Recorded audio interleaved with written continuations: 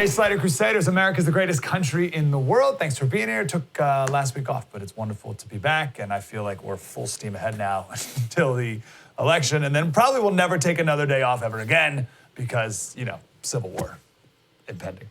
Let's talk about this Atlantic article. I feel like I'm a little bit late to the party. I totally checked out this week, but this is like the one thing that I heard this week, this story here, so I don't even know when this really came out. But I think it's important that we're all on the same page here because this is going to be a major issue in the campaign coming up, that Trump is the peace president. Donald Trump is the peace president, and Biden is the guy who voted to send Americans to Iraq. And then continued endless wars while he was vice president. And the left can't have that, right? It's like the left and the Democrats have been positioned as the peace people, right? But that's not true. It's clearly not true with these two choices here. So the left can't have that. So they need to turn Trump into someone who hates our veterans.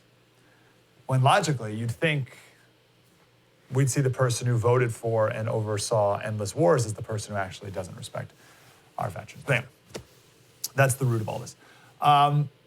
I'll tell you why I don't believe this Atlantic article. I'll give you an example from yesterday.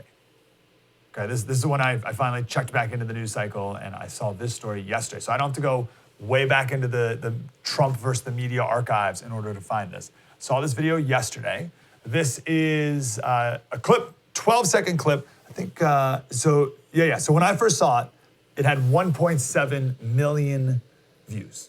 When I saw it yesterday, 1.7 million views. Let's just play it here first.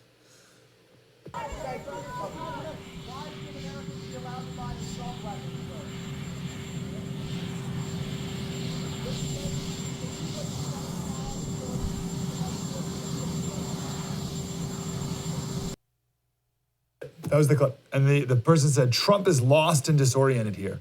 His mind goes blank and he doesn't remember what he's supposed to do next. He's deep into his degenerative neurological disease, frontotemporal dementia, mindlessly lumbering and zigzagging in the grass towards a puddle.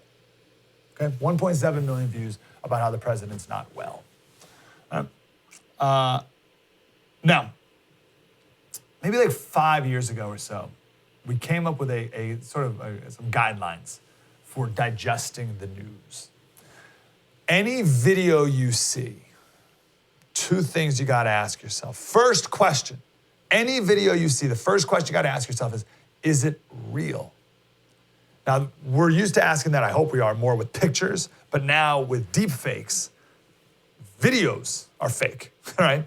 So is that video even real? You have to get used to asking that question, like that video you saw, did that even really happen?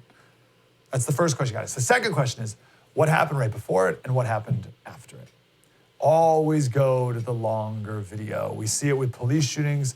That's a good example, right? With George Floyd, let's say 200 million people saw the initial pictures and video of George Floyd on the ground, right?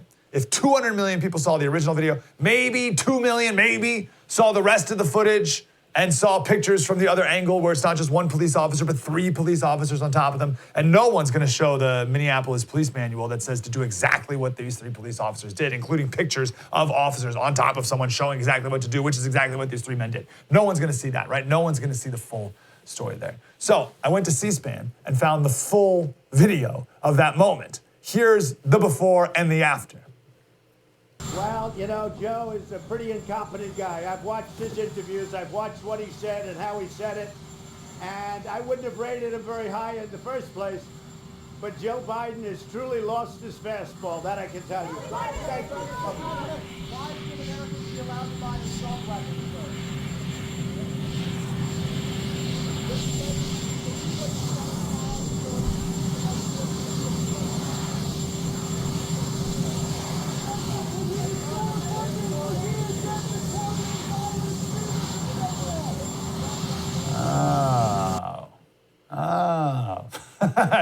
Different story, huh?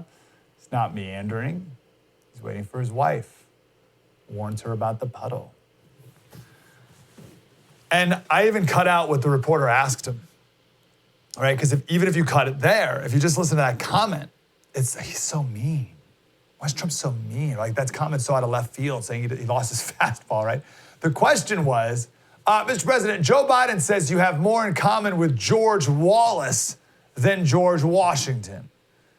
George Wallace, the racist governor of Alabama in the 60s who was for segregation, Democrat, of course, right? So he's, Joe Biden says you're a flaming racist, was the question. So you see my point here? You can't, that was yesterday's example, okay? You can't trust anything the media tells you. Wow, that was deep and insightful.